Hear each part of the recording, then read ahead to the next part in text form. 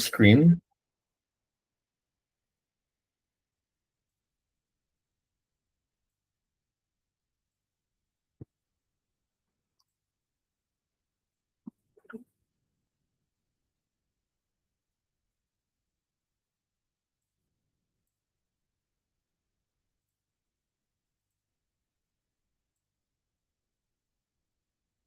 Can you all see my screen okay? Yeah. Okay, perfect. So we all know that when we log into PropTex, this is the main page that we get. And there's a few ways you can prepare the offer. So one way is to start from the main page, which is basically torontomls.net. That's how you get to this main page. From this page, you can go to Realm. You can go to SkySlope right on the right side. And you can have multiple other tools that all are in this page. But sometimes few of us get confused, where should I start the offer from? So there's two ways you can do it. You can start from SkySlope Forms right here. I don't know if you can see my mouse. It's right here on the right side, all the way to the right, SkySlope Forms. You can start from beginning, or you can go to Realm. So for the practice purpose, we'll pick a property today. So if you go through Realm, let's say you're looking for a property, and once you, let's say, search for one of the property, for example, let's create an offer on this one, 3120 Kerwin Avenue, 605. So when you look at the property, you have an option right here, make an offer with SkySlope. Okay, so that's a shortcut right across from the listing. You can go exactly where you need to go, or you can go straight to the SkySlope. So for a lot of reasons, it is easier going from here. So if you click here, it will take you to this page. And it says, upload a signed offer or write a new offer. Now, upload a signed offer is only when you're going to create an offer of this platform, and you have to upload it here. But in this case, or most cases, we will be writing a new offer.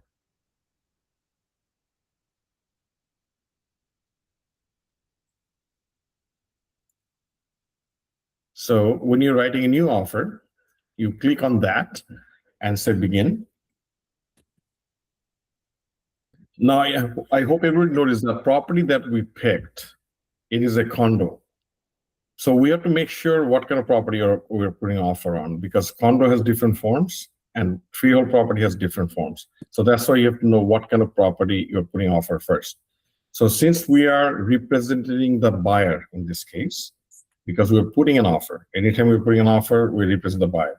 So you have to, as soon as you come to this page, you click by default it's selected buyer because you click from the listing.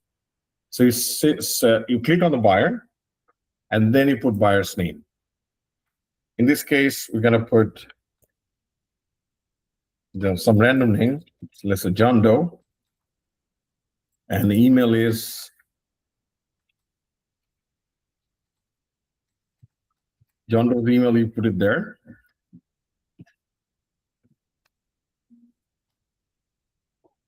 And if you notice at the middle side, it says the property listing is right there already, because you came from the property straight here. It picked the property address, the unit number, city, and their postal code. Everything is there. Now, how would you like to name the file? There's a few different ways you can do it. It gives the option for address, or you can say client name. So when you put client name, automatically the client name you put is right here. But generally, I like to do it with address. It makes it easier, but it is up to you. You can put under your client's name or under the address name. It really doesn't matter, as long as you can identify which property as long as you can identify your file, basically. So this is the main part. The next thing is the most important part, because we have created a few templates that you're going to use to put an offer. Because you don't have to know which forms, it's already ready for you, but you have to pick the right template. So as I told you before, this is a condo apartment, but if I put by freehold, he's gonna mess up the whole forms, because he's gonna pull the wrong forms for the offer. So you have to make sure you pick the right forms. So it's very simplified here. It says, is it a commercial? It's not commercial. Is it a business without property? No, it is not. Is it a POTL property? No, it's not.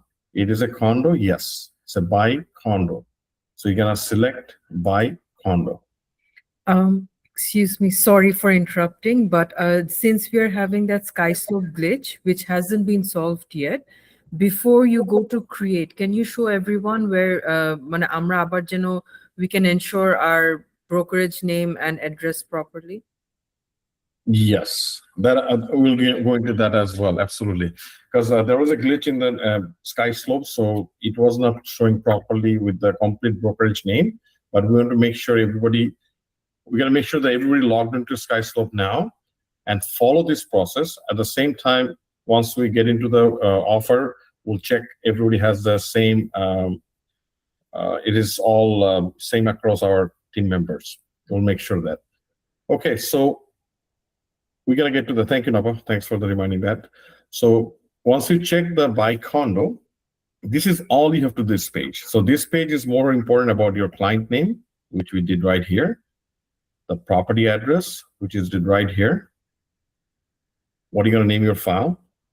You put it right there, and you pick the right template. Always remember, template is very important. I have noticed recently a lot of our agents preparing offer without the templates. Actually, that's a problem. So you got to make sure you pick the right template, please. So we pick the condo here, and then we go create. See, now you notice every forms are already here because we have created this from the back end, from the admin side, as a template ready to go for you. Although we'll be getting rid of few forms, see all the forms that you see in the bottom, we're going to get rid of that because we are going to use FinTracker app, so we don't need this part anymore. So in a couple of days, you'll see these forms are not there anymore. But it has everything that you require to prepare an offer. Now, many times I've seen agents are preparing offer through the templates, which is absolutely perfect. But what they're doing is they're going like this. They're clicking on the form like this and start filling up the form. And then what they do, save and exit. Wrong, big time wrong. Don't ever do that. I'll explain why. See, if you look at this top tab here right now, if you go under envelopes, you see because we have, hang on a second here. So what people does, let me repeat this again. If you go 801 form like this, let's say you fill it out and you go prepare signature, next. And then people, what they're doing, they're save and exiting. Now what they have done, it had created an envelope here for no reason, because this envelope only has one form. So put it this way. Let's say, for example, you're mailing someone multiple documents you're mailing out. Just put yourself in a situation that you're mailing out, let's say, 5 pieces of paper. Now you're going to go to the post office or drop it in the post mailbox. Are you going to, if you're sending to the same sender, are you going to have 5 different envelopes, putting each envelope one piece of paper in there? We're never going to do that because we're going to have 5 documents in one envelope and send it to the receiver. But in many cases, many agents are what they're doing. They're creating multiple envelopes for multiple different documents. So which is big time wrong, and it creates more problems when you're creating the offer. So I'll show you exactly what to do. I'm going to delete this one first because we don't need this. So first, when you come to this page, you have to determine that what forms do you require. So as we always told you in other trainings that we need the form 801 for the offers, which is an offer summary. We need 320, which is a confirmation of cooperation. That's your pay. That's the commission you're going to make. And 101 for this particular is for the condominium is the APS, Agreement of Purchase and Sale. and 100 is for the freehold. So for 101 form is for condominiums. And if you haven't done your buyer representation agreement, your buyer representation agreement has to be done, and RECO information guide. So basically, if your client, you never signed a buyer agreement before, you need 1, 2, 3,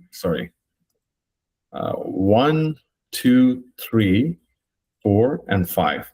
All you need is these 5 forms. So one is 801, once again, offer summary. 320, your pay. 101 is actual offer. 300 is the buyer representation agreement. And RECO information guide is mandatory, so you have to sign that as well. Now you can say, what is the other form here? So let's take a look at the other form here. This is 127. I just show you what it is. So 127 is a conditions in offer buyer's acknowledgement. For any reason, if you're putting an offer that your buyer says, hey, you know what, I want to get this property, I do not want to put any condition, okay? Always remember that. If the buyer says, I do not want to put a condition, you must fill out this form. This is an extra layer of protection for you, just to make sure down the road, if there's a problem, that will save you from any difficulties, any issues, any concerns. Because many times we have seen the buyer says, I don't want to put a condition for finance, but they ended up not getting the finance properly, and they blame the realtor for that. And it can be, problem with RECO for this. So what RECO did, and TRREB did actually, ODI actually created this form for the extra layer of protection. For example, if you're not putting an offer, if you're not putting a condition for finance, so in this case, you're going to have your client initial right here. It says, will not be including a condition in the buyer's offer for the above described property. So first, your client put initial. That means he will not be putting a condition pertaining to what? Now you're going to say, is it for finance? If it's for finance, he's going to initial here. If it's for other things like home inspection, you must have it initial here. If it's for other things, that any other condition that he doesn't want to put, you put it on the other. So basically, will not be including condition in the buyer's offer for the above described property. This must be initial first, and then pertaining to. So this is very important in that particular situation. The reason I added this form, I have seen issues before in different brokerages, people face problems. So that's why I want to have this form part of this template, but it is not mandatory form, so you don't have to use it. It is there in case if you feel that in a situation that your client is not putting an offer, not putting a condition. So going back to these forms again, and make sure, of course, you have to get your client signed here. It's a usual form. So anyhow, we go back to the forms again, and from here, we are going back to saying again that one envelope. Always remember one envelope. So how you do it? You check mark, I need 801. You check mark 320. You check mark 101. You check mark 300. Then you check mark Record Sabbir Khan. So these are the 5 forms we need. Then you go fill and send. So fill and send is right here. I don't know if you guys can see my screen properly because it looks like hidden here. Give me 1 second. Just want to make sure you can all see my my mouse there and fill and send. So once you go there, then you have all the forms that you need. It's right here. 801, 320, 101, 300 RECO. So now you have one envelope you have created. You start filling out from here. So let's start filling out the forms. And this so take you to the process. What do you exactly have to fill in, right? So 801 form is always very, very important for any offer, because this is the form you use in case when there is an offer presentation, multiple offer situations, they ask you to register your offer. So this is the form you need to register your offer. So that's why you always make sure you have your form 801 filled out by your client, you're going to fill it out and signed by your client, and you can submit to the brokerage, the listing brokerage that you are registering an offer. So this is the only piece of paper you need for registering the offer. So let's do the offer together. Now, this is the date where you're going to put for the day you're preparing the offer. If you're putting the offer. So let's say you're preparing today, but if offer will be submitting tomorrow, you put tomorrow's date. But let's say we're submitting the offer tonight. So it's 17th of July. You make sure this part is filled in. And brokerage part is saying Dream Valley Realty Inc., but it should say brokerage. So when I click here, I want to check if everybody's showing that brokerage or not. But if it's not, then once you click right by the name, you'll see that box pops up. You're going to put your brokerage here and save. I always prefer to do the offer very neat and cleanly. So it looks good when the agent actually receives from the other side. And also, they actually respect that the other side, that you are the one sending the offer, you're professional, you know exactly what you're doing. Because I have seen a lot of offers out there.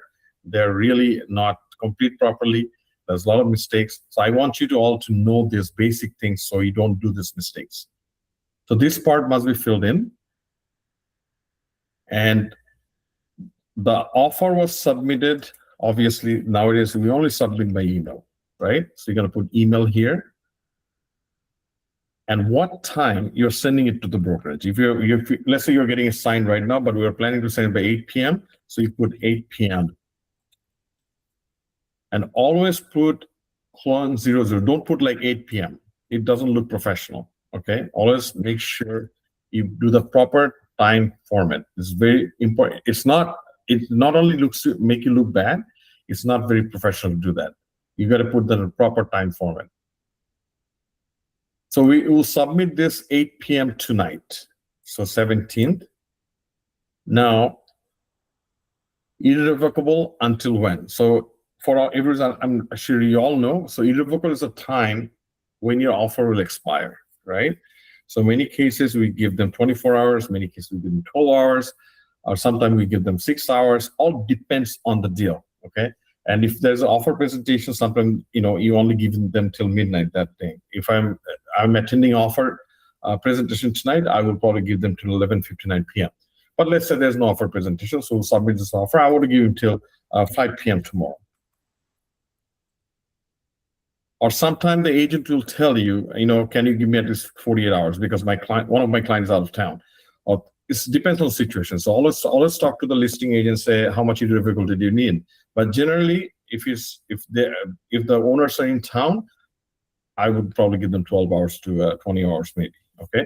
So in this case, I'm giving till 5 p.m. tomorrow, which is 18th of July. Okay. Now you see this counter part.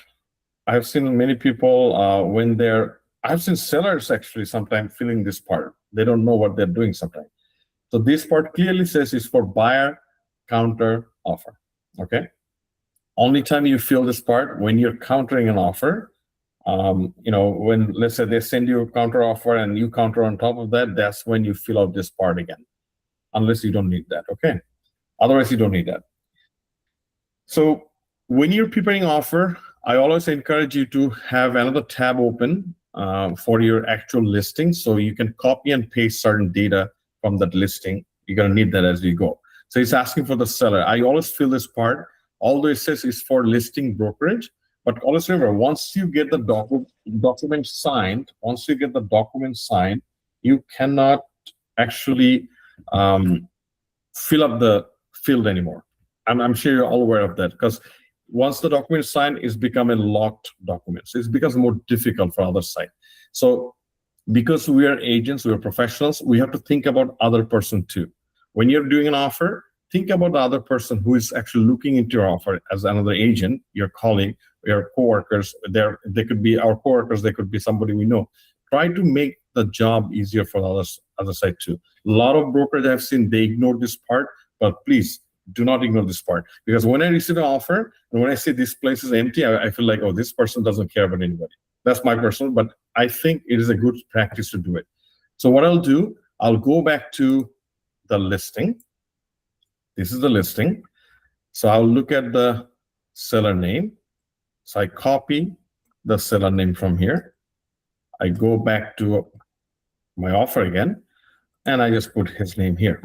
So if I don't do that, then he has to actually do it through a SkySlope, which is much, much harder. And while you're filling out this form, it's like much easier than, through the SkySlope.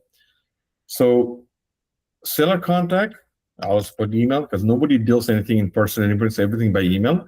Listing brokerage name, obviously it will be in the listing. You go back. I just copy this part.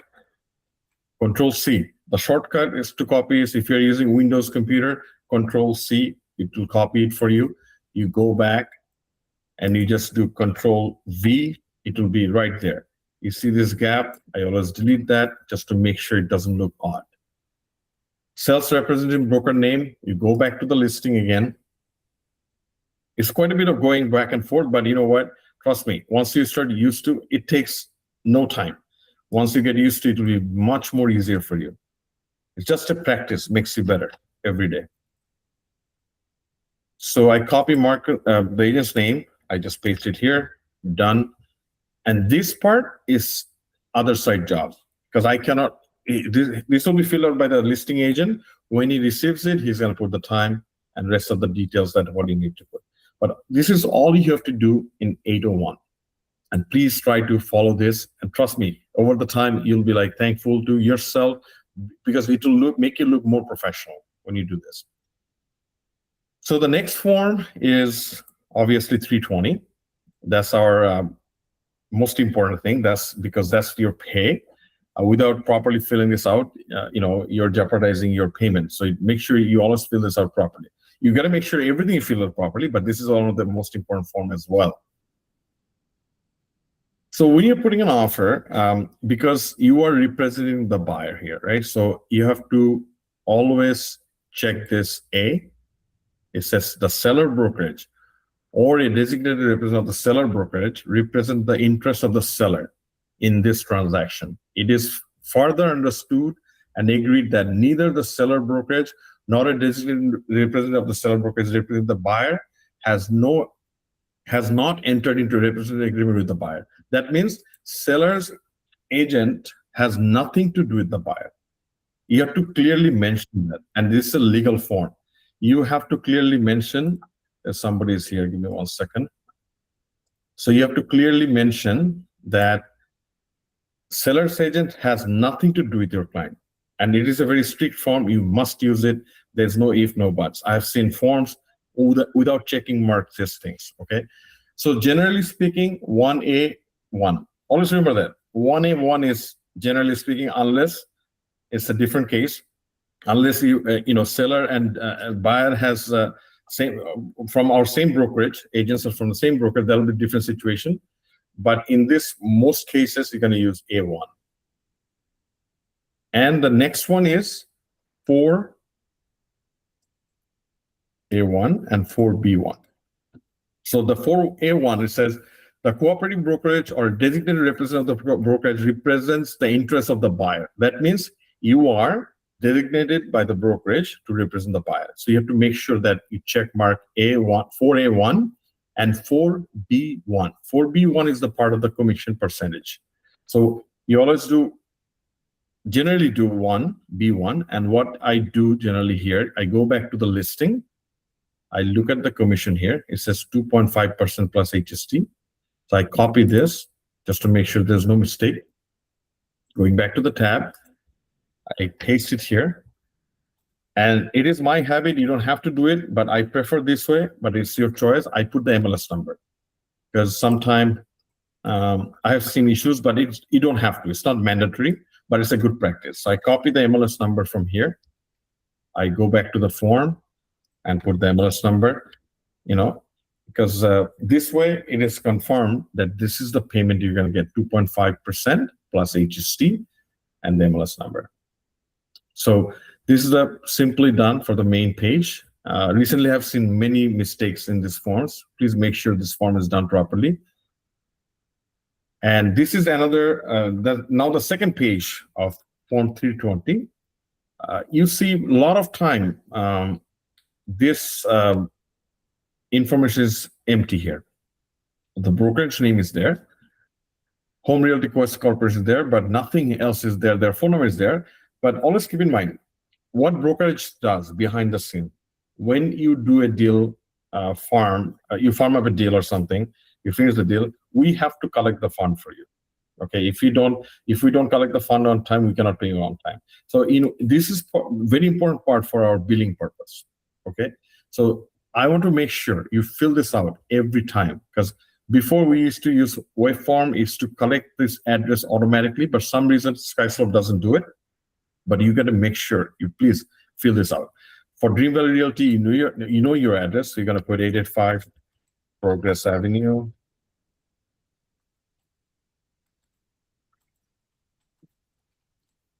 Toronto.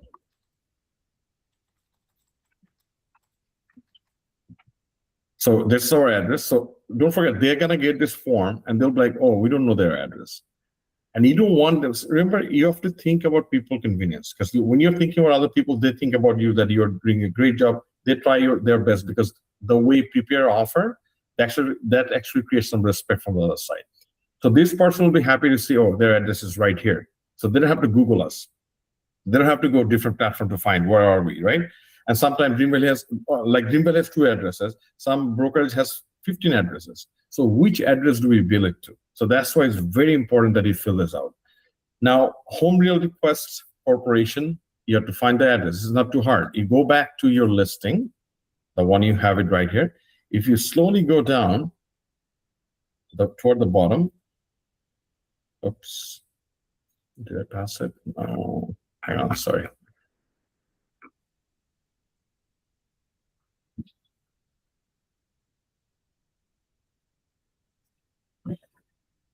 It's right here. See, listing contracted with. It's so easy for you to get it, because Home Realty could have 10 addresses, but I need to know where to send the bill. So I can collect the money for my agent. So that's why please fill this out. Please fill this out just to make sure we have this info. So what I do, I just simply copy this whole field. Okay, that's the address. And I go back to the form, simply paste it here, and then format it properly. It says court, I put comma, then Mississauga is there. Sorry. Oops. Mississauga is there. I put a comma after, I put ON, and the postal code. There's a space in between. Simply, it's done. It looks good, and it actually makes the admin department's life easier. So make sure please do that. And that's all you have to do in Form 320. And this is perfectly. If somebody fills out a form like this, I'll be like, this person knows exactly what he's doing. Okay, so that's why please fill it out very precisely. And it doesn't take much time. Believe me, it doesn't take much time. So the next is we're going to talk about the Form 101. As you go scroll down, 101 form is right here. So we start from the top. So the top is the agreement of purchase sale date, which is today. Remember, we're sending the offer today. So we're going to pick today's date. Put OK. Our John Doe is there. Peter Moss is the seller. I say everything is perfect.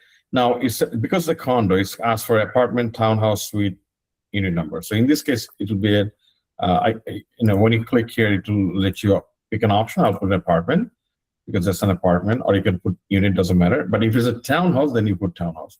Apartment, suite number, or unit number, it really doesn't matter. It's almost same.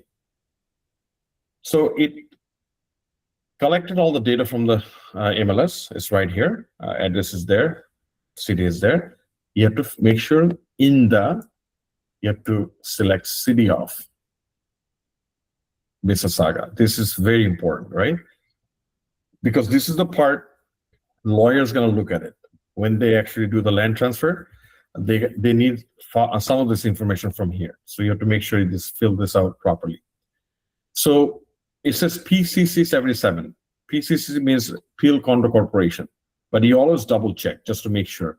So I go back to the listing and I take a look from the listing details. Because remember that we are the professional. We got to make sure we do paperwork without any mistake, and our job to make sure it's done right, right?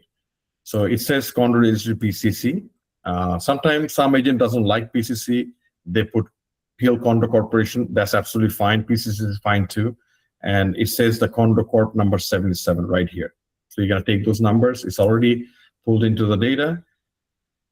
And it's right here. And this portion here, I have seen people, when say unit number, people put 605 because that's the condo number, right? Sorry, you guys cannot see. Okay, sorry. I'm going back to the form. So PCC, that's the condo corporation number. And this portion here, I've seen people fills in like unit number, they put this number 605. It's not the same. Not the same. You got to look for the actual unit number. These are the legal numbers. These are not the actual unit numbers. These are the legal numbers. They're similar, but you have to make sure you put the right number. How you get it? So you go back to the listing again. Okay, go back to the listing again, and you see it says when you come to the property information, it says level 6. It's important. Level 6, and it says unit number 5. So it is 605, but when it comes to the land registry, they mark it differently. So they go by level 6, unit number 5. So you got to remember that level 6, unit number 5. So you go back to the form. You're going to put unit number 5 because that's the unit number legally, and level number 6.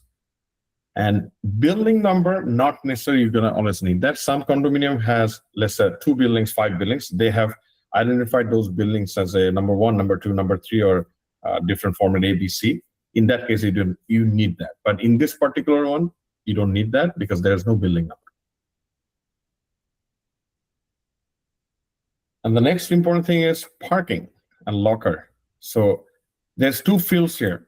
The one field for the parking number, the second field for the level. I've seen people put the number and level in the same field. Don't do that. There's a reason they give you 2 fields. So I'll go back to the listing again. So it says parking. It says parking type exclusive. You see it right here. But parking number should be below here. Parking number. It says underground. There's no parking number given. Sometimes they don't give it, but it's exclusive.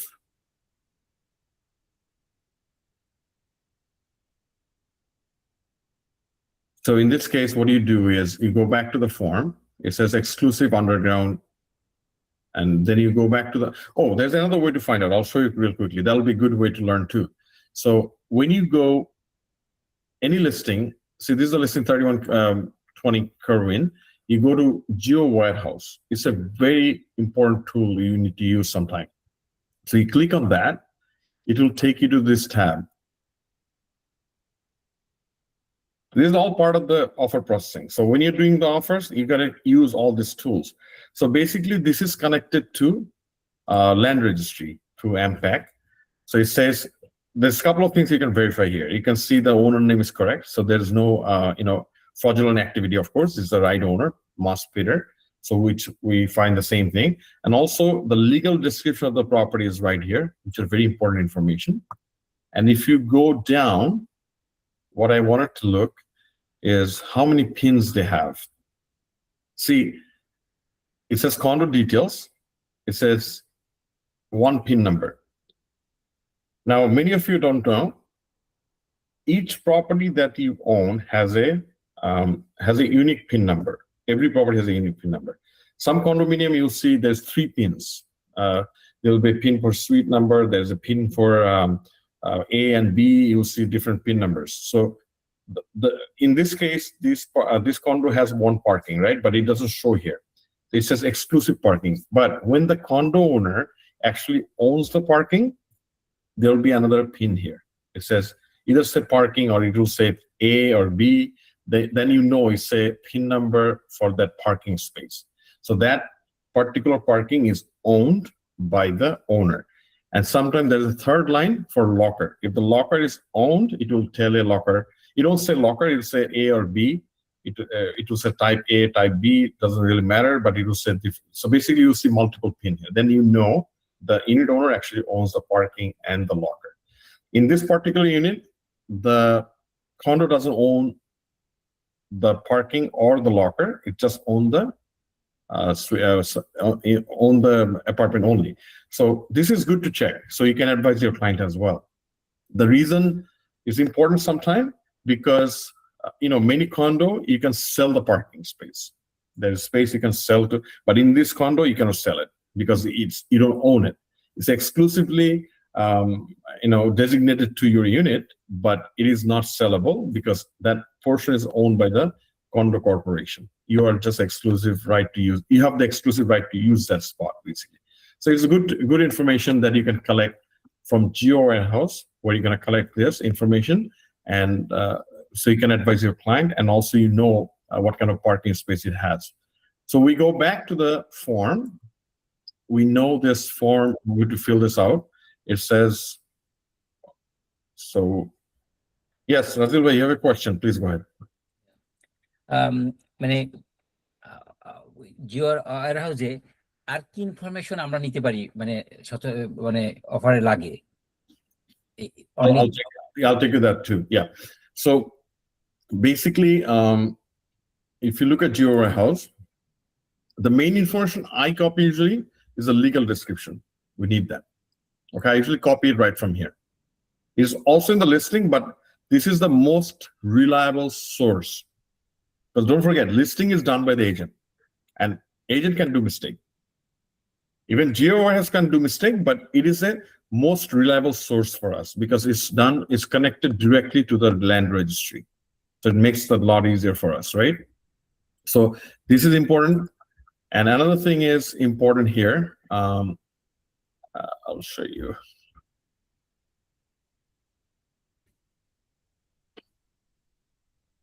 These dates are important. For condo purpose, you can collect what date actually condo is registered. That means that's the build year. This information is important. If you go further down, this shows your actual assessment value of the property by the city. This is the value you pay the tax on. Your property taxes are paid based on this information. And your property taxes are here. So how much is the property tax for 2025? These are the basic information you collect from here. And as you see, year built is right there. Sometimes you won't see the year built on the MLS. So you can collect those data right from the GeoWarehouse, okay? And another important thing you can always see, sometime the property that was sold off the MLS, because if somebody didn't list it on the MLS, you're not gonna see those. If somebody bought it privately, or maybe sold it to their son, or sold it to their family member or brother, sister, you're not gonna see those details in MLS or Realm. So those data will be here as well. Because if you look at it here, in this particular case, Diana Moss and Diana Peter was, I guess, his wife maybe she passed away, so it was transferred to Moss Peter. So this kind of information, you're not going to have it in the MLS. So those information you can find it from here. So it is more as I said, it is actual raw data coming from Impact. So you get the actual data, sales data as well here. So these are the basic information you can collect from here. Thank you. And you need to. Sorry, Zilva, you have another question? No, thank you. You're very welcome. So these are I think it's very important that when you're putting an offer, more information you have your client, and you can buy some information from you. You can get the zoning information. There's purchase things you can do, but that's another thing that we can talk about another day. But basic things you collect from here and put it in your offer. It's important. So let's go back to the offer. So based on this, we know this is exclusive parking. So in this case, we're just going to put exclusive. If you don't have a spot number, because sometimes they don't provide a spot number, so you just put exclusive because we don't have the spot number, and you put label is underground. And does this one have a locker? I even don't know. Do you have a locker? It says ensuite locker. So that means it doesn't have actual locker. So it is an ensuite locker. So inside the apartment, they have a locker, but that doesn't count as a separate locker. So we're not going to put anything in the locker. So we go back to the form, and we're going to leave this empty. Now we're going to put your purchase price here.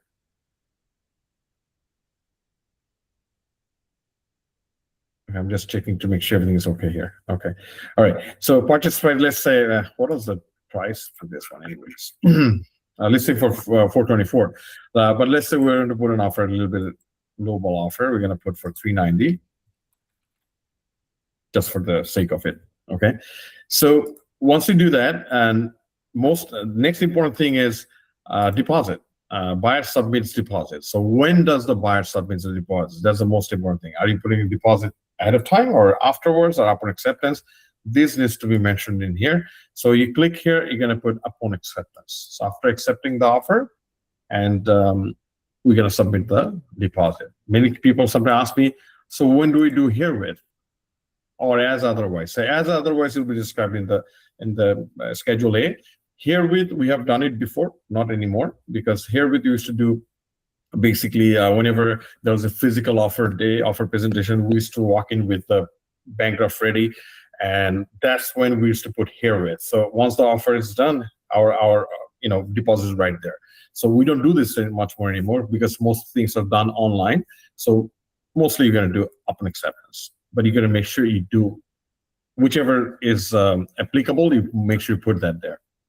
So deposit amount doesn't really matter. I'm going to put 15,000 here, just for the offer's sake. And who does it to payable to? These are the field I'm showing you that must be filled in. So who you going to pay this deposit to? The deposit always goes to, not always, most cases, 99% time goes to the listing brokerage trust account.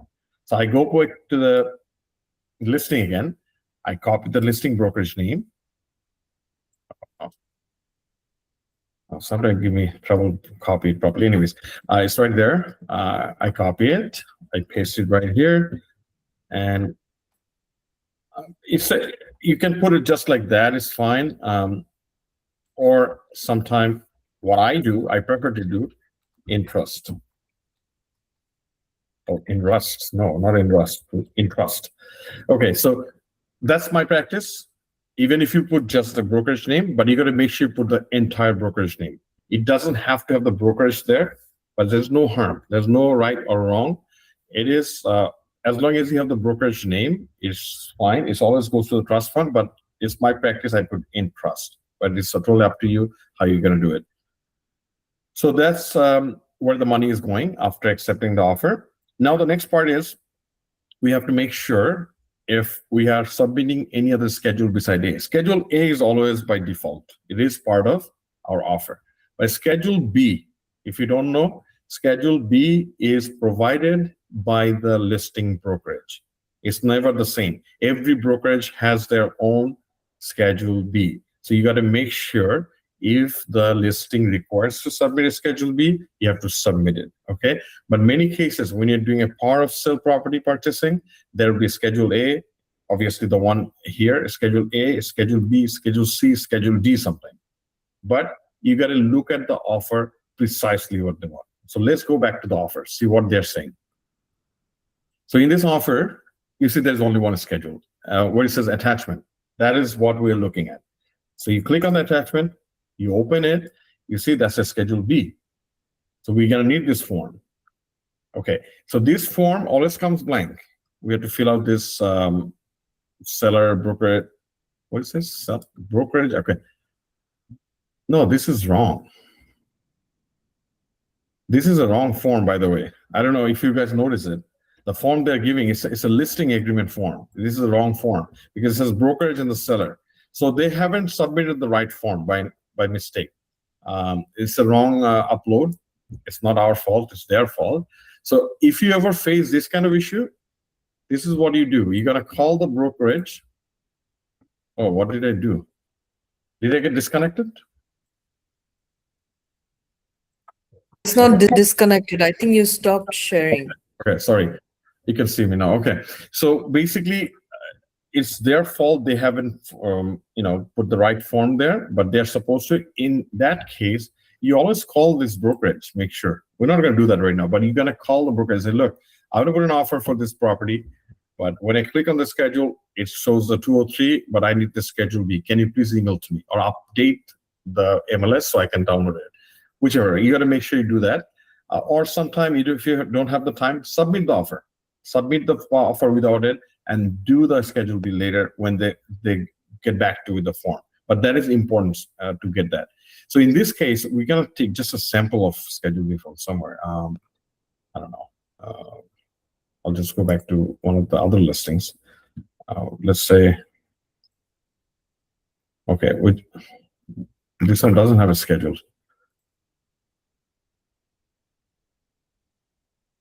Schedule just for the sake of this property. Okay, let's say, so this is what you have to do. You go back to the listing, and you look for the schedule. Once you click on the schedule, this is what you get. This is what you get, Schedule B. That is done by the listing brokerage. You need that form in order to complete your offer. So it says buyer, seller, you got to fill up this information. Okay, only fill out this top portion in order to put the offer. So what we do, I download this form and save it as a Schedule B.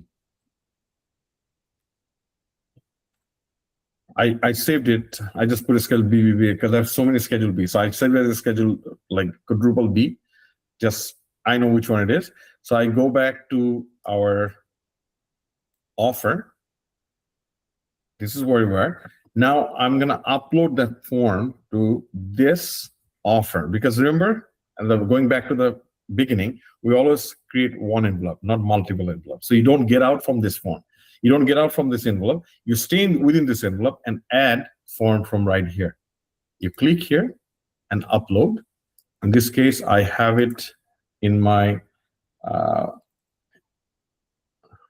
download folder. So you see the form is right there. I add it. Now, it is very important to align them properly. You see right now on the left side, it says 801, 320, 101, 300, RICO, and schedule. Everything is fine here, but the Schedule B should be just below the agreement of purchase. So what I do, I click here, drag it up. Because when I send the offer to the other side, this is the top 4 things they're gonna get. These 2 things is only for our record, because they don't need to know our buyer representation agreement with our buyer, and they don't need to know our RICO information guide. That has nothing to do with the sellers. So we're gonna keep these 2 forms within ourselves and send them the 4 forms after the signing. So that's why I line them up in a way so I can separate them easily. So at this moment, we have 801, 320, 101, and Schedule B. So these are the format we have. So going back to the offer again. So we're right here. So we have filled out the deposit part. We have filled out the check payable too. Now we have a Schedule B to add. So all you do is there's a Schedule A is already there. You're gonna put and B because that's part of this agreement. So you have to make sure that you say that in here. Now the irrevocability will be by the buyer because we're the one putting the offer, right? If you're putting an offer, so it will be irrevocable by your client, which is buyer. So in this case, you're gonna pick buyer. And remember, we give them till 5 p.m. tomorrow. So it's irrevocable till 5 p.m., which is tomorrow, 18. So that part is done. First is irrevocable, second is completion. The completion date is the date that your client will be ready to close this property. So we call it the closing date. So the closing date, generally speaking, people takes 2 months, 1 month, people paying, it depends on the person to person, depends on your buyer. So most cases, the end of the month, that's or middle of the month, most of the closing happens. So let's say for this particular one, my client wants to close it on, because it's middle of the month, we're gonna close it end of August. Now, when you're picking the date, always double check. It's not a weekend. We cannot close properties on Saturday and Sundays. We cannot close the property on a stat holiday or bank holiday. We cannot close property any holidays, basically. When there's a holiday, you cannot close it. So you got to make sure, always double check, it's not a holiday and it's not a weekend. So in this particular one, I'm picking from 31st of August, which is Monday, which should be fine. So I pick that date as our closing date. Next. Perfect. Okay, so the next is, you see, most of the information is already populated from the listing, but here's two things I always like to fill out, okay? These are also, keep in mind, these are not mandatory field, but this is a practice. It's a good practice, and it proves that, it shows that you're professional, and please try to do this. So it says, for delivering the documents for sellers and buyers, where do I send it? You represent the buyer, so your email should be here. I put mine. Okay, your email should be as a buyer's representative, and sellers will be seller agents. So we go back to the listing. It's very simple. It's not, oh, we actually, the listing we had, that's not the one. We are offering for, which property was it? 605, I think. 605, okay. So 605, this one. All right, so I go back to Marco here. So all I click on three dots, and it says right here, I right click on his email and copy email, okay? It's very simple. Right click on the email, copy email. I go back to the form. I go back here, Control V. Email is copied and pasted. It's not a big issue if you don't do it, but it shows the professionalism. This guy will be like, okay, he filled out most of the things. He's a professional. Trust me, it will be good. So the channels, it is actually pulling right from the MLS. I want to always assure and make sure it's done properly, because sometimes agents doesn't fill out properly. So you always check this. I go back and just to see what is included. If you go, it says fried. Oh my God, it's not fridge. Okay, you're gonna get it fried. No, it's fridge. Okay, so that's a mistake. So that's kind of mistake, you're gonna fix it. Okay, just to make sure it's not, it doesn't make you, it's gonna make you look better. Fridge, stove, microwave, window covering, light fixtures, AC unit. Not enough. I think I'm missing something, but I'm gonna go back. What I do is stove. Okay, so I know sometimes it's pain in the butt, but you do it, because trust me, our job is to protect our client. More information you have. Sorry, I think I was not showing you the actual. So I want to show you here. If you go to inclusions, it says fried, not fridge, right? So these are the things they're saying, and that's what pulled into our MLS in our offer document. But I think there's something is wrong here. Obviously, fridge is supposed to be spelled right, and these things I want to make sure it's there, because as I was saying, our job is to make sure our client is protected. So I go back to the pictures sometimes, because I don't remember by showing you the property I have seen everything properly or not. I go back to the picture. I want to see the kitchen. I do that because my job is this is my job, to protect my client. And I have to, if it takes time, let it be. But I want to make sure it's done. So when I'm looking at it, I see there's a over the range. I see a stove. I see a fridge. But I don't see a dishwasher. Okay. Okay, I checked that. So just for information. So I go back again for my offer. So I'm going to fix this first. I'm going to change this to, those are nice, beautiful fridge. I'm going to put it, I want to make sure it's done in a proper way to protect my client. I'm going to put SS stove. SS, I'm going to put over the range. Microwave. Existing window coverings. Light fixtures and AC unit.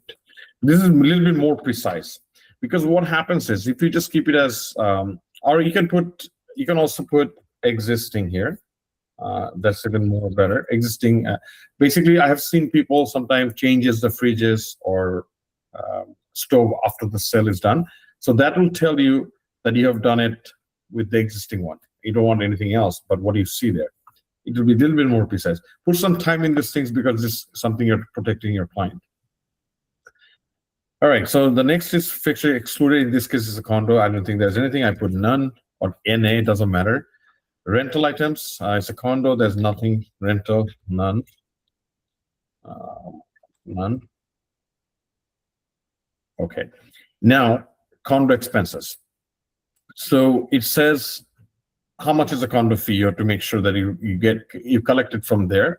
So I will go back to the listing. It says condo fee right here. Okay, $765.50. I copy that. I go back to the offer. I put it here. Then what covers by this condo fees? You have to mention those. And where you get that? Go back to the listing again. When you go back, it shows right here, included. So these are usually what included with the condo fees: building insurance, common elements, cable TV, heat, and water.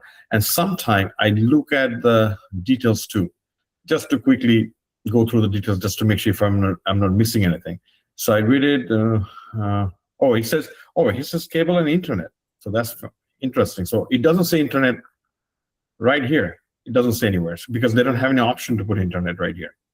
So that's how you read the details too sometimes, just to make sure you add that in the details. So it's cable, internet included.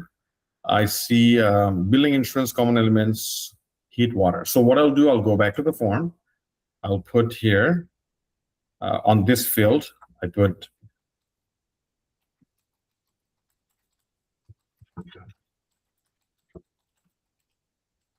common elements.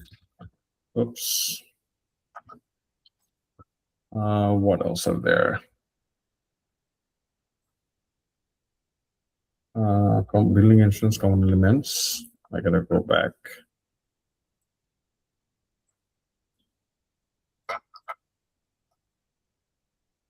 Okay, I'm copying this whole thing. When I go there, so I paste it here, cable TV and internet, heat and water. So I put everything that's supposed to be common. So I press save, so it puts right here. So building insurance, common elements, cable TV and internet, heat and water. Everything is included with this. So parking and locker, I put exclusive parking, again, exclusive. And I always put $0 here. So there's no additional cost for parking, right? Make sure that is filled in properly. Done. Now, most cases, your next HST is included in because this is a used property. Included in, you have to select that and save. Now, it is important about title search. Title search is the date you're taking permission ahead of time from the seller that our lawyer will do a title search on that particular day. So generally speaking, is the 2 weeks prior to your closing date. So all you do is click here. And remember, our closing day is August 31st. So you go exactly 2 weeks. You go straight to the calendar on the 17th. So 31st is the closing, and 17 is the 17 is the title search date. So you press that, and this portion you always put single family residential.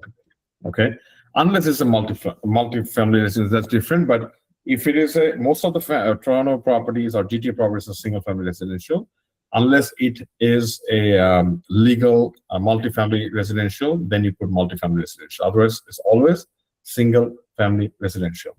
Okay, we're almost done with the offer. It doesn't take that long, because we're going through, usually this offer takes about 15 to 20 minutes, but we're explaining everything, so it takes a little bit of time. So that's all you have to do with that page. This page, nothing much to do. I would fill out this property manager information right here. That'll be good to have. So I'll go back to the listing. So I'll look for the property manager. It says condo solution management. I'll just copy that. Going back to the listing offer, I'll just put it here, just for the information that's there. Nothing else there. This is pretty much done for this particular page of the offer. Now the Schedule A, because we created this template for you, so all the clauses generally that we need are there. But guys, please always make sure, because every property is unique, every buyer situation is unique, always read through our clauses. Our clauses are very standard clauses. We put that to save your time. It doesn't mean everything's perfect, right? As you see, it's not perfect here. It says balance of purchase price is twice there. I don't know why. You gotta fix that. So you gotta look for any problem in the offer. Because at the end of the day, you are the licensee, you are the licensed realtor. Everything comes to your shoulder, trust me. And us as a brokerage, we get affected by that as well. So our job is to make sure you don't do mistake, and we try to rectify as much as we can to avoid mistakes. So please always review that. Or you think, okay, if the brokerage made the template, there's no mistake. No, there could be a mistake. Or there could be a clause that might not necessarily need for this offer.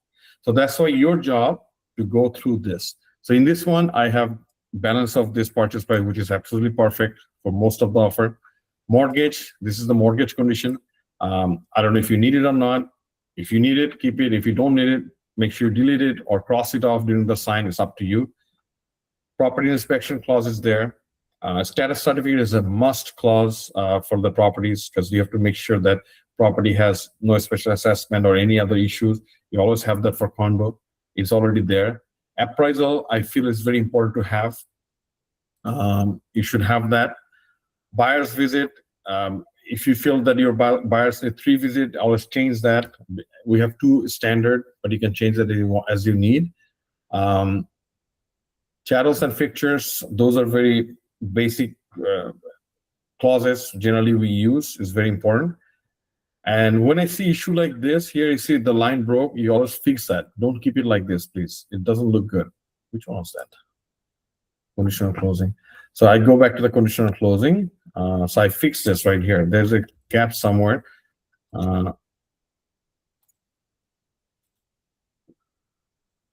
So that fixed the issue. So these are the things, so you basically keep those clauses. The property should be clean and left in a nice condition. Those are special things. Special assessment clause, a lot of agent doesn't like that from the listing side. You got to make sure that what you need, you use that. So these are ready for you if you need it. If you don't need it, get rid of the one you don't need it. So let's stay with the standard clause, what we have, and let's say everything is fine and there's no other concerns we have here in the clause. The next thing we have is Schedule B. Remember the one we uploaded from the listing? This is the one from the listing agent. Although this is not from the actual listing, but we collected from the one, but this is what a Schedule B will look like when you upload it there.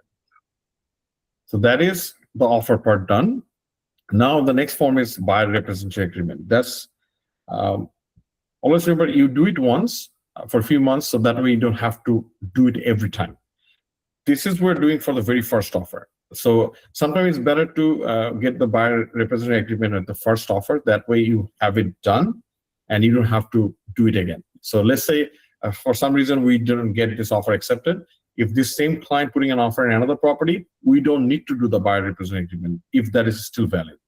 And same thing with the RICO information guide. You do it only for the very first time as long as it's valid, okay? So just always keep that in mind. So if you're representing the buyer, just make sure you have enough time, at least 3 to 4 months or 5 months, to have these buyers under buyer's representation agreement. So you don't have to keep doing the same form again.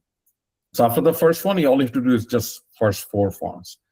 So for this form, all you have to do is the name's already there. You have to make sure you put property address for the client. For this offer, we just put a random address. I put that.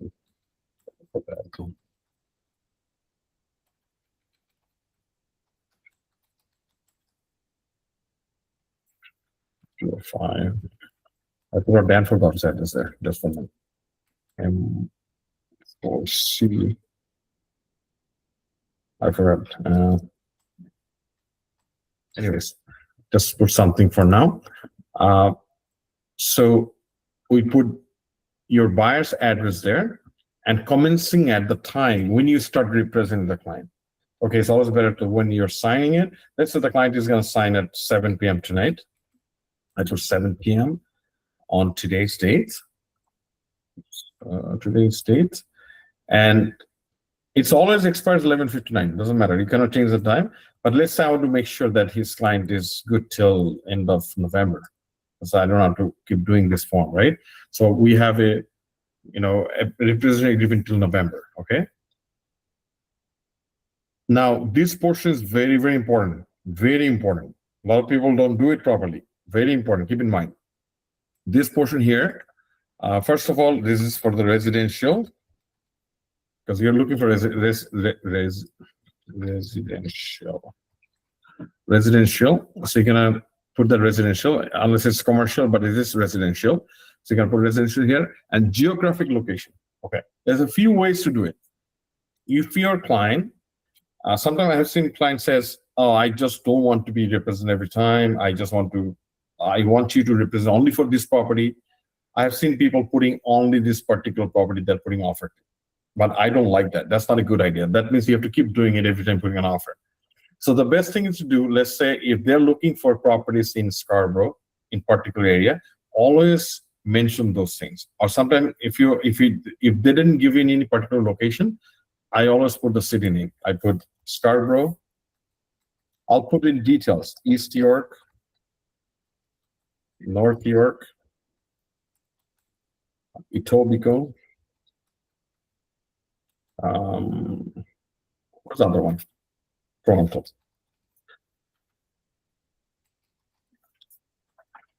So you want to be very precise, because people think, okay, if I put Toronto, it's fine. It's not fine, because they want to be very particular. Because if there is a situation that you face any problem down the road, legal issues, you'll be like, oh, you put Toronto. Toronto is too vague. You have to be very precise, because somebody can be represented in Scarborough and he can be represented by another agent in Peel or Mississauga.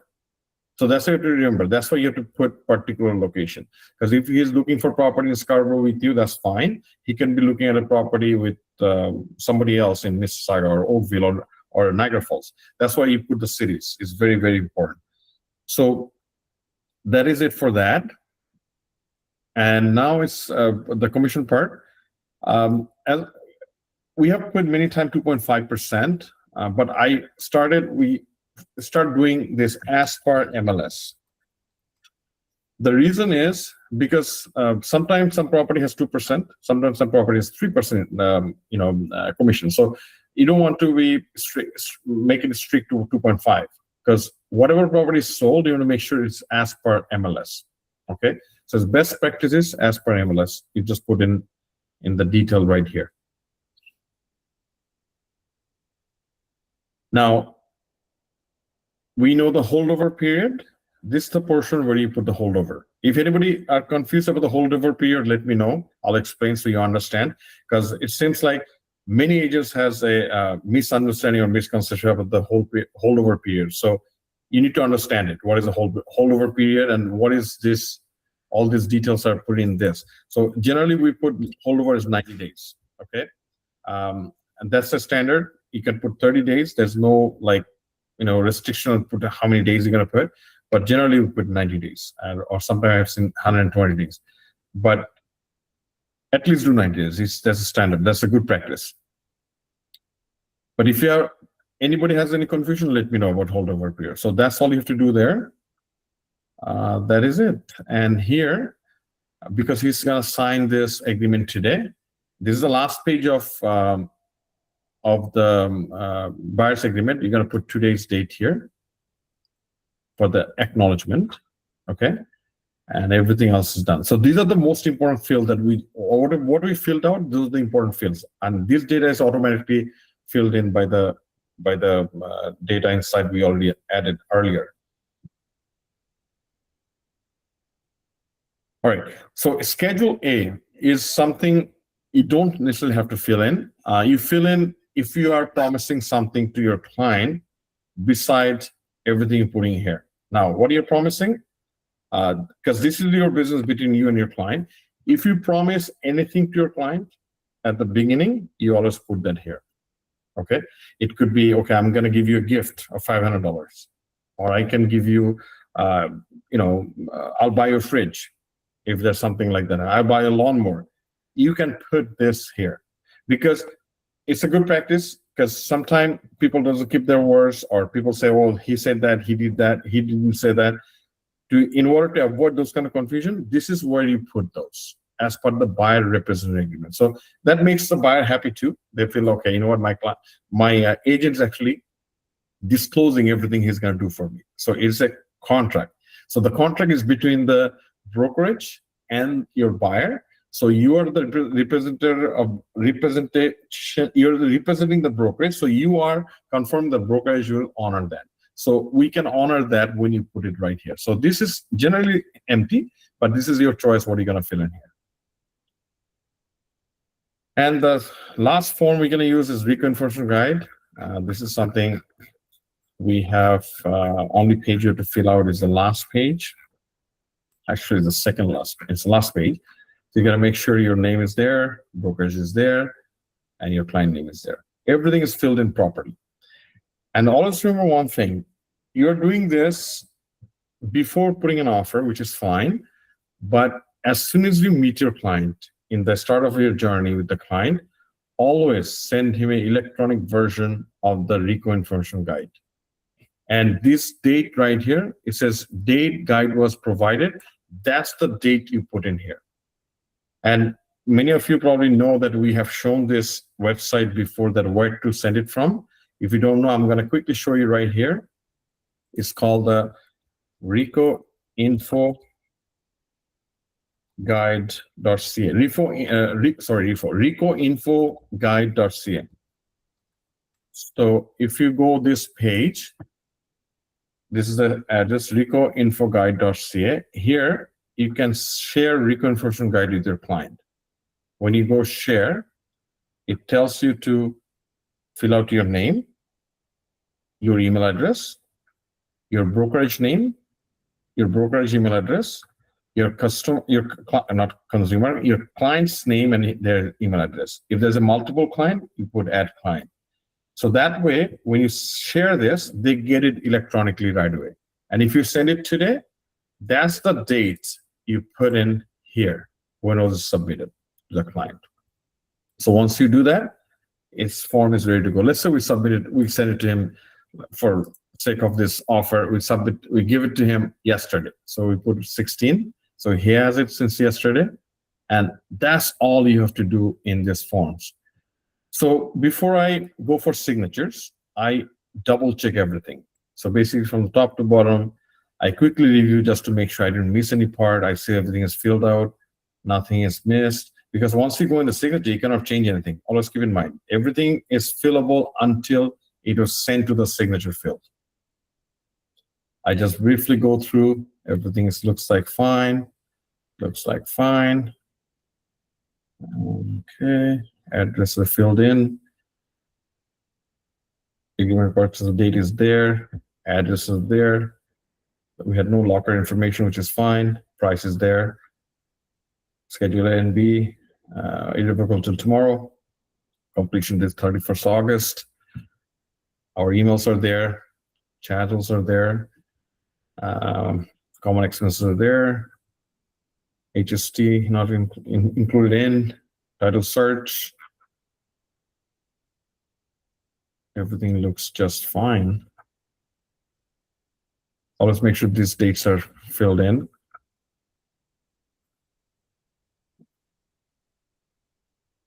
Okay, so it looks pretty good actually.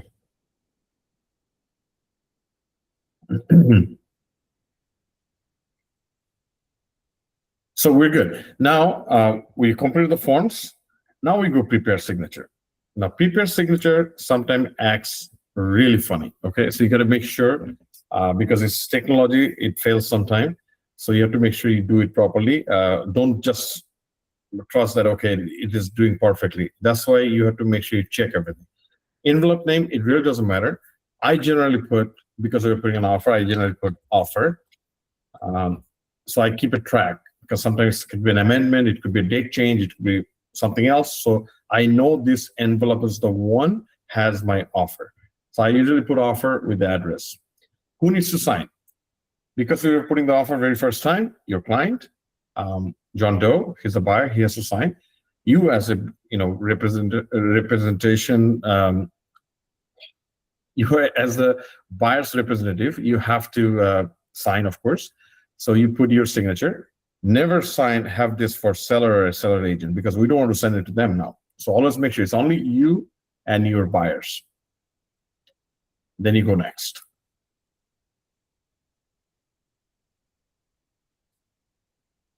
Okay, so it does that sometime. It failed to fetch. All I do is refresh. Now it's fine.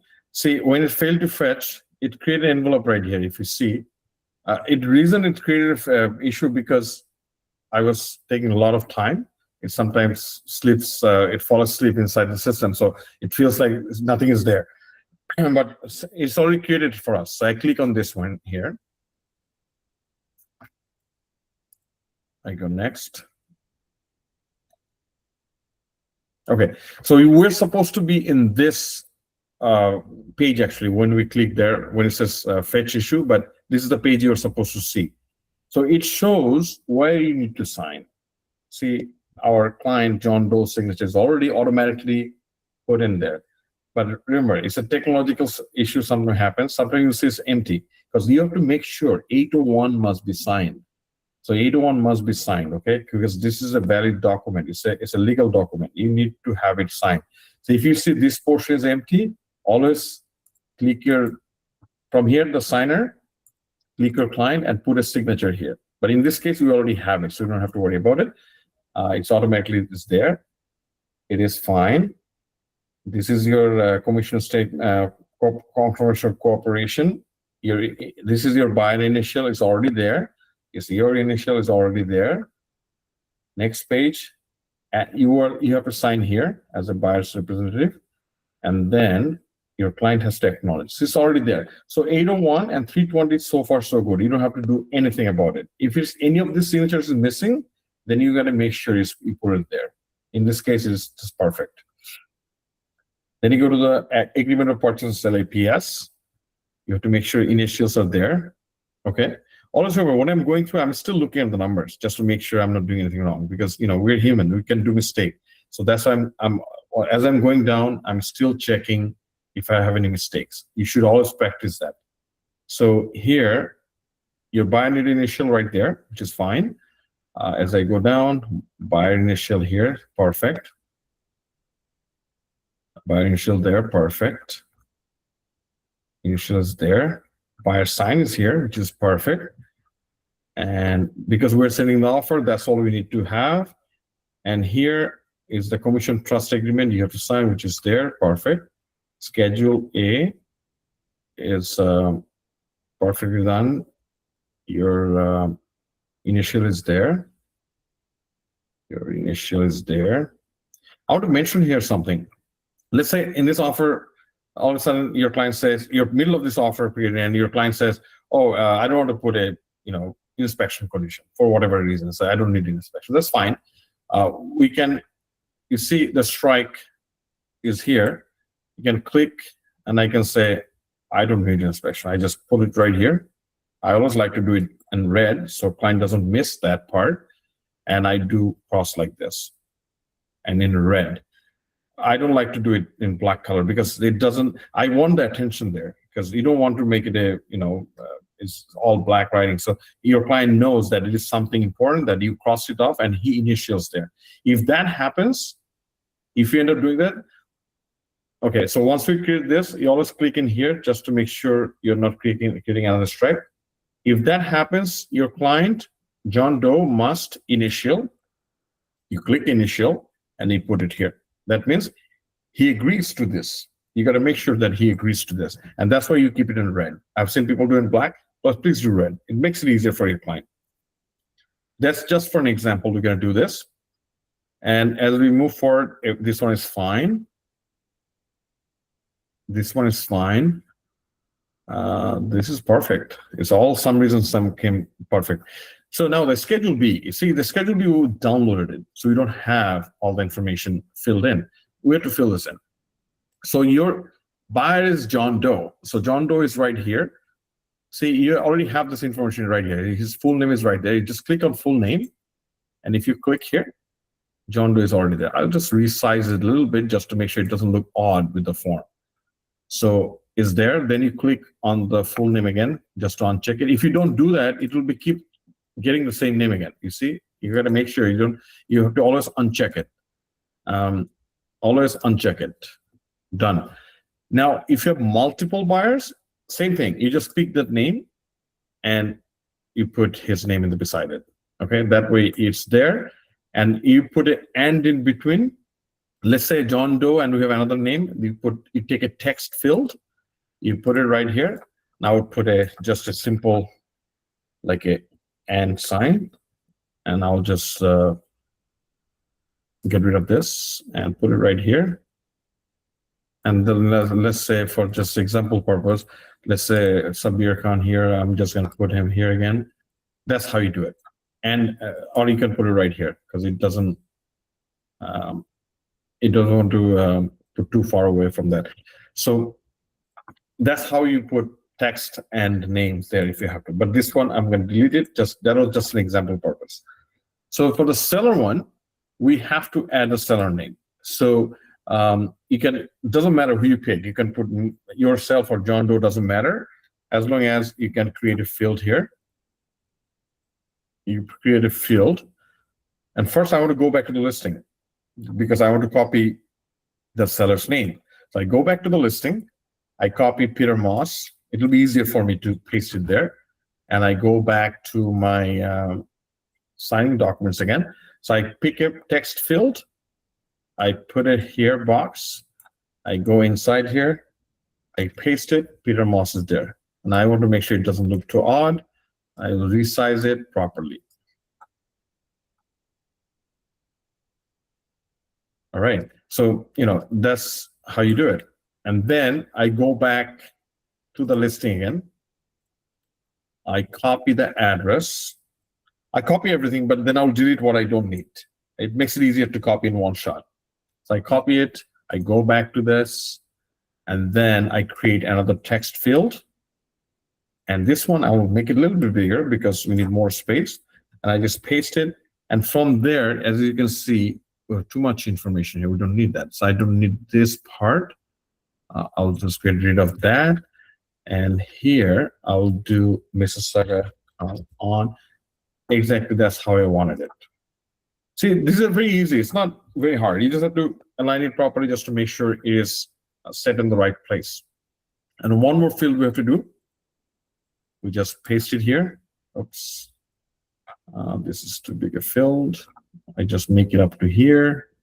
And here I put 17. Then I try to look for the space where to put it. I put July. Then I put here 26. Then I uncheck the text field. It's properly set. I just align it. That's it. It's done. Now, because this form wasn't a part of the whole deal form, we downloaded it from the listing. You got to make sure it's signed. See, it's empty right here. So all you have to do, pick John Doe again, initial, and just click here. And your John Doe is signing there. That's it. And the rest of the form should be all signed. You see, this is done. This is fine.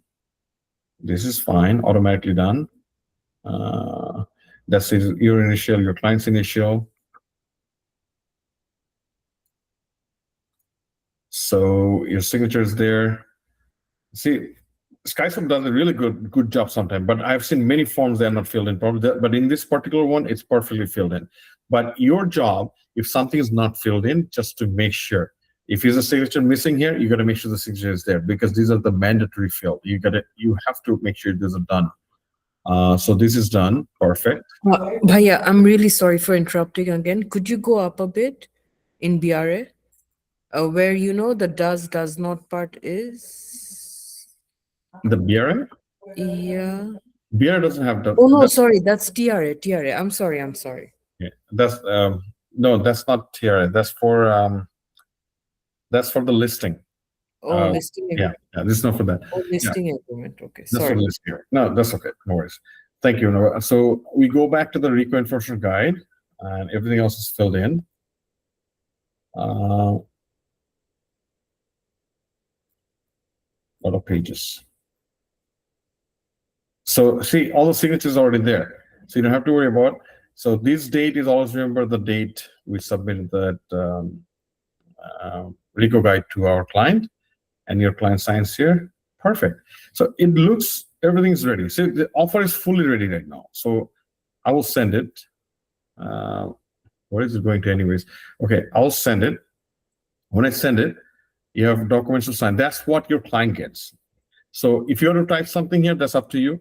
I generally don't do, it's just a signing. But if you want to type something, it's up to you. So when you send it, your client gets it, and you get the option to sign yours. So I will sign mine now, so it's finished. So I don't have to worry about it after. So I just start, I finish. Oops. Just to show you everything, how it works.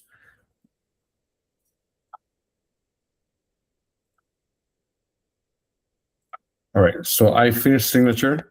Now I'm going to wait for my client. And once my client is done, so you're in here.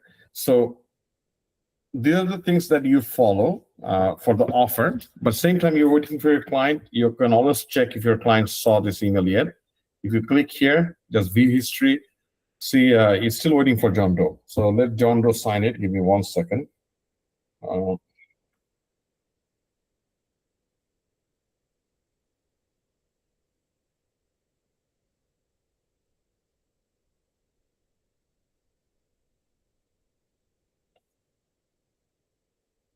yeah. Sorry.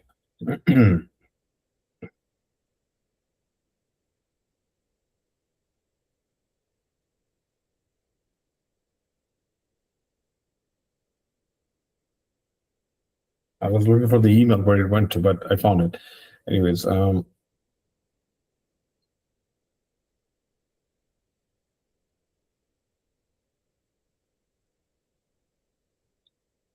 see, if I show you now, because I saw the email now, it will tell you it's signed by. No, it doesn't show yet. I guess it didn't go up yet, but I'm refreshing. It show the history. See, viewed by John Doe. So you can tell if I am already looking at it. So it's already there. So I'm signing it. I'm finishing it up. Done. Excuse me. Excuse me. Okay, so I finished signature. And when you go back again, refresh, it says signature is complete. So you have the full document now. Now it's important to make sure to check it here again, but always make sure don't send the last 2 forms. See, everything is signed properly. Client is signed. Now you are ready to send your offer to the sellers. But please do make sure that these 2 forms, last 2 forms, like buyer's representative agreement and the RECO enforcement guide, doesn't go to the listing agent, only the top 4 forms. Now the question is open, but if you have any confusion about how to separate those forms, I can slightly help you the best way to do it. And let's see if we have any questions. Question, please. Sorry? I have a question, Sabi bhai. Yes, please. আচ্ছা সাবি ভাই, ওই যেমন ওই যে inbuilt condition গুলো যখন উঠতেছে ফর্মে, যে সে কোনো কারণে সে বললো যে আমি ইন্সপেকশন ক্লজটা চাচ্ছি না, তখন আপনি এটাকে স্ট্রাইক থ্রু করে দিলেন, হ্যাঁ, এর পরপরে কি আমাকে ফর্ম 127 রেজ করতে হবে এবং এটা কি অফারের সাথে যাবে? Very good question. It is a good idea. Of course, it is a good idea to do that. For inspection and for mortgage, it is very, very important to have that. So we could have done that. It was something I want to show you just for the purpose of how to strike, because just to show you how to strike it. But if you decide to go for any without any condition, do the 127 form from the beginning. Add it up. And if you didn't add it for some reason, you can always add it in between the offer. You know that how we added the other form, you can add it. Absolutely. But definitely, yes. I suggest do that form if you're not putting a condition. Thank you, Sabir. Thank you for the question, Tanvi. Anything else? No, sorry. Thank you. Does anybody has question about how to separate? Because I have seen people having concern about, because what they do, they download all the forms. That's another practice we should always maintain. When you're sending the offer to your other side agent, please don't send like 5 separate attachments. It's better to send one offer. And it is, again, it shows that you're caring about, the whole, because when you have like 5 forms, the other agent has to collect them all separately. And it is very, administratively, it's very hectic. So try to do one form. And because what you can do is you can download forms right here individually or by single PDF. I just want to quickly show you in case someone doesn't know how to do this, because we are all have, technology is always something changing. So we got to know how to do this. So what I do is when I go and open this form, I'll show you. Let's say,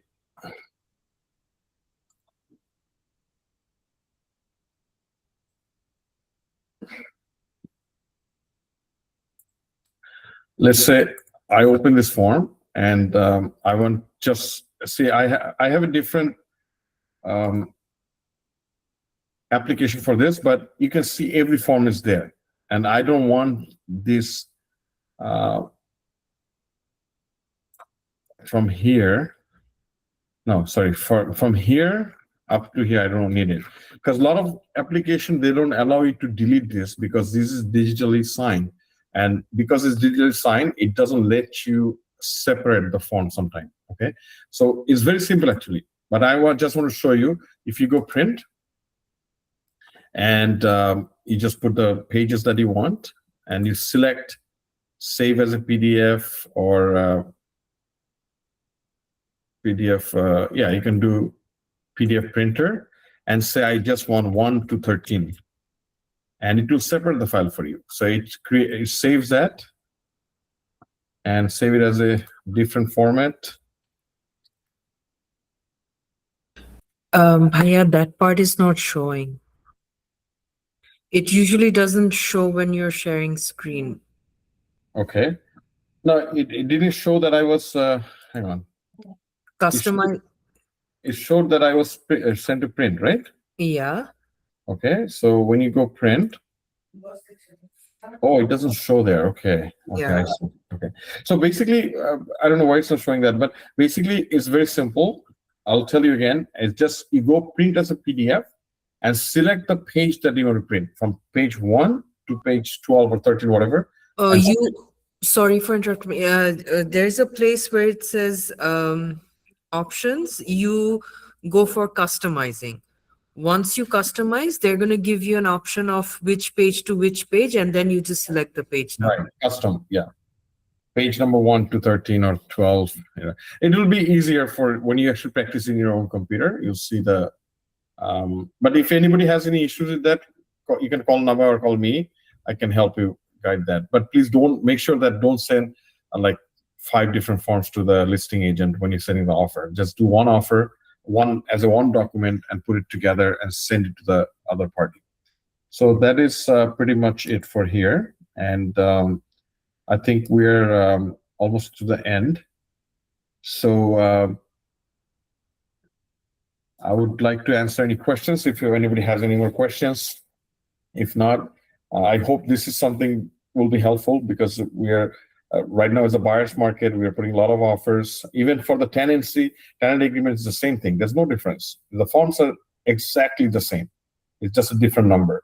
So you just follow this format, and I'm always there to help, of course. But I want you to practice this so you become a more master of making the offer. Because more you practice, it's gonna become very easier for you. Okay. So I hope really helpful. I hope this presentation was helpful. That's what I'm hoping for. So yes, any questions? No questions? That means I did a good job. Really, you did a good job. Thank you. No problem. So if there's no other questions, we will. I was gonna do actually listing one too, but today we don't have much more time. We took a lot of time to do this one. We'll do another one probably sometime next week, just to show you the listing documents too.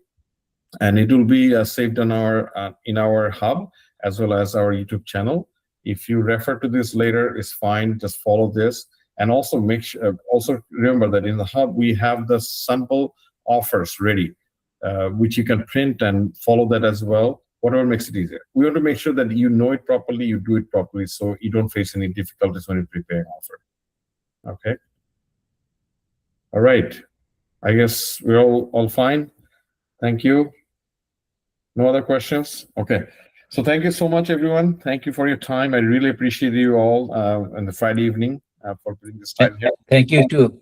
Thank you. Thank you. Thank you so much, Sabbir bhai. You're very welcome, Tanvir bhai. Thank you so much. Jahangir bhai, thank you for being here. You're an expert. You don't need this training, but thank you for being here with us.